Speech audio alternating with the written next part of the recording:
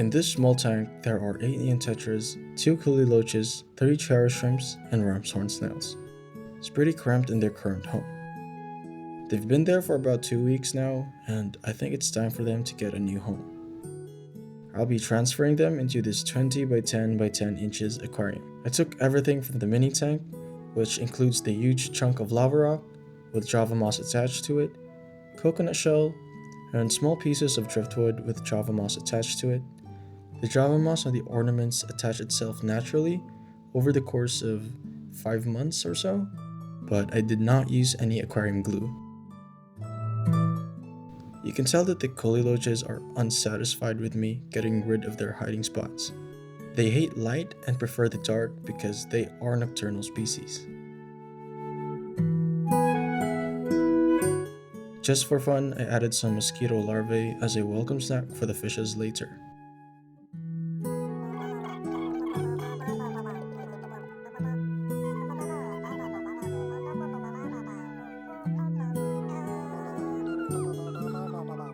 I decided to pour all of the livestock very early.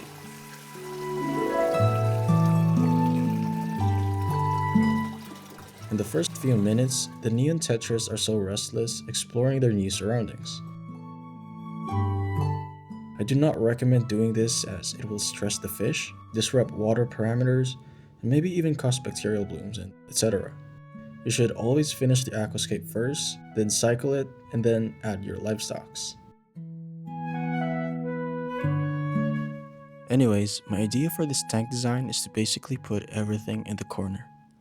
That includes the jungle vowel, ornaments, and some other plants.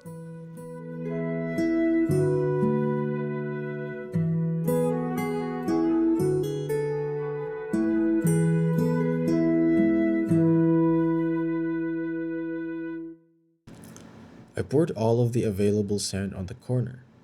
I took some Anubias Nana Petite and tied it onto a small lava rock chunk. Because it's considered an epiphyte, I'm hoping for its roots to attach themselves onto the lava rock.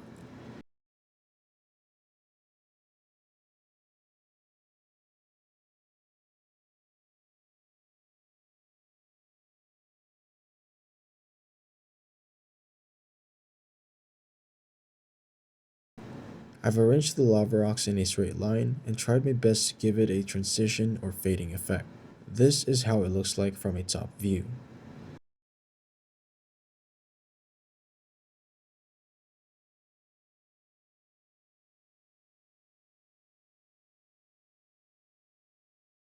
The water is a little bit murky, so adding a sponge filter would definitely help improve the water clarity.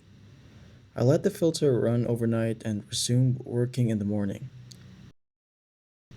Then I started planting jungle val.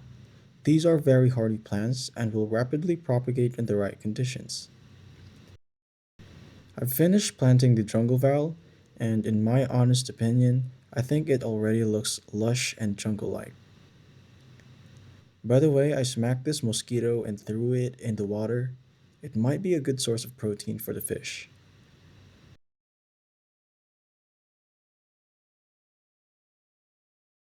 I filled the tank with water and started planting cryptocoryne from this other tank that I've had for about 8 months now.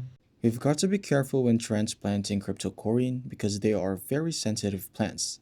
They are low-light plants, and exposing them to high lighting, especially after transplanting it, will cause them to melt. After a couple of changes here and there, this is the result.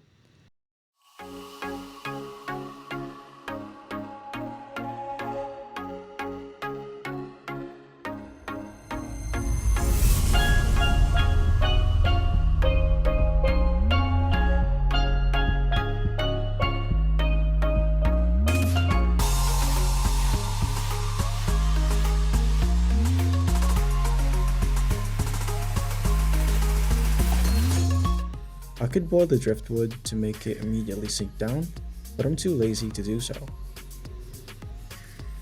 Neon tetras love schooling together and they definitely enjoy their new home. I'll give them fish pellets as a welcome treat and as a reward for being such sturdy creatures.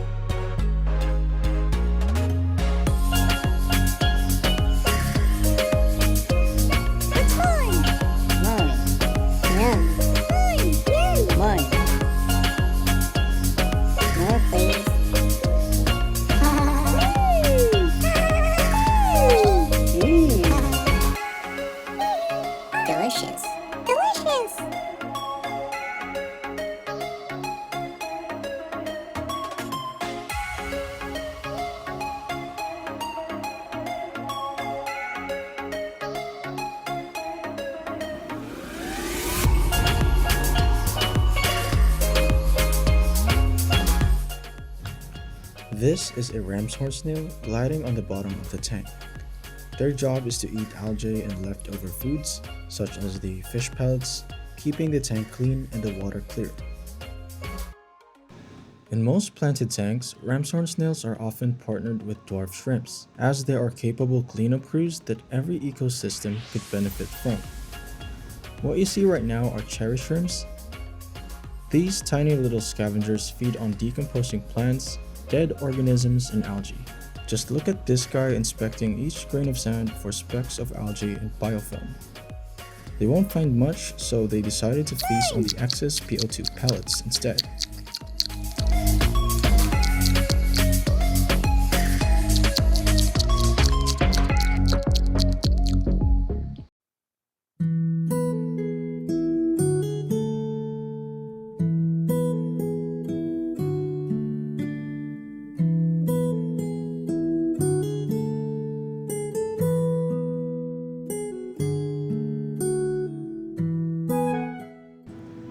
These types of videos are difficult and tedious to make, so consider subscribing to this channel as it would really help me out.